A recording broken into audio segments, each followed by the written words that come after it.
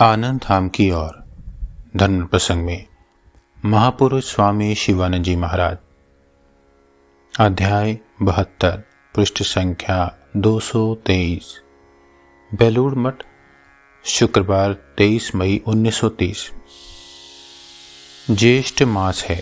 गर्मी कड़ाके की पड़ने लगी है। महापुरुष जी को रात्रि में प्रायः नींद नहीं आती। प्रातःकाल शरीर स्वस्थ नहीं रहता, अतः बिस्तर पर बैठे ही बैठे सबके साथ बातचीत करते हैं। जलपान करके ऊपर थोड़ा टहल रहे हैं। चलने में कष्ट होता है, फिर भी थोड़ा अभ्यास बनाए रखने की चेष्टा कर रहे हैं। थोड़े ही समय में थककर एक कुर्सी पर बैठ गए।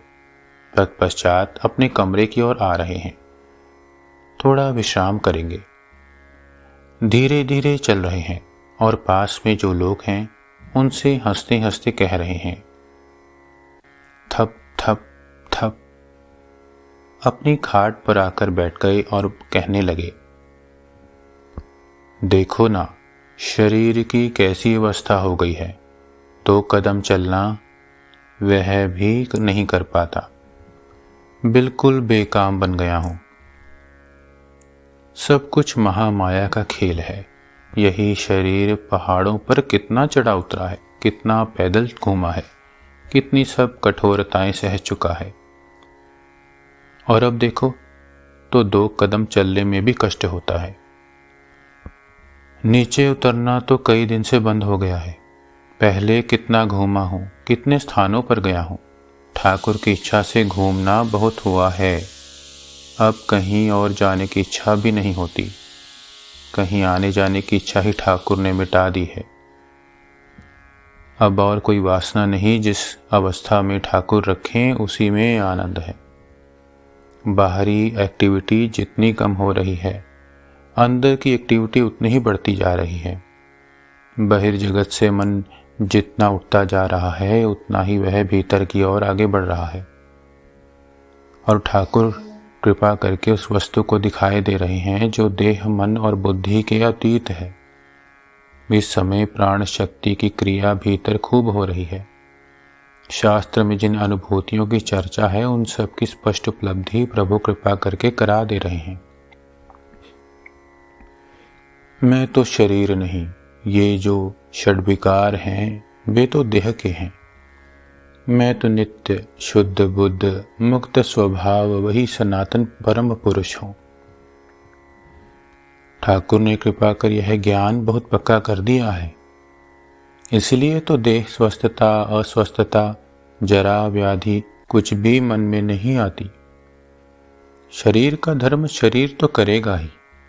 पहले तो सब ज्ञान और अनुभूति यत्न और चेष्टा पूर्वक करनी पड़ती थी। वह सब अब बिना किसी चेष्टा के ही हो रहा है। ठाकुर कृपा कर वे सब उच्च उच्च अनुभूतियां करा दे रहे हैं। उस अमृत धाम के मार्ग का उन्होंने कृपा करके साफ कर दिया है। देश, काल, पात्र ये सब तो बाहरी चीजें हैं। मन जब समाहित हो जाता है तब इन सब का कुछ ज्ञान नहीं रहता। पहले जब अल्मोड़ा की ओर रहता था तब हिमालय के अनेक मनोरम स्थानों में घूमा फिरा। वे सब स्थान सचमुच में साधन भजन के लिए बहुत अनुकूल हैं। प्राकृतिक सौंदर्य भी अनुपम है। उन सब स्थानों पर भी ध्यान करते करते देखा है कि मन जब थोड़ा भी अंतर्मुखी होने लगता है तो फिर लता, वृक्ष, पहाड़, जंगल, गर्मी, सर्दी इन सब का बोध नहीं रहता। शरीर है या नहीं, जब यही ज्ञान नहीं रहता तो फिर अन्य बाह्य वस्तुओं की तो बात ही क्या। अनंत सौंदर्य के मूल कारण उन प्रेमास्पद भगवान के श्री चरणों में मन जब एक बार लीन हो जाता है तब इन सब बाह्य सौंदर्यों में फिर क्या मन कभी लगता है? ये क्या फिर आनंद देते हैं? उस भूमानंद का एक बार आस्वादन कर लेने पर ये सब सांसारिक आनंद अत्यंत तुच्छ प्रतीत होने लगते हैं। उसी विराट भगवान के एक अंश ने इस जगत की चंद्र, सूर्य, ग्रह, नक्षत्र तथा और भी कितने लोगों की सृष्टि की हुई है। शेष अंश तो अव्यक्त है। उन्हें कोई कभी जान नहीं सका और जान सकेगा भी नहीं।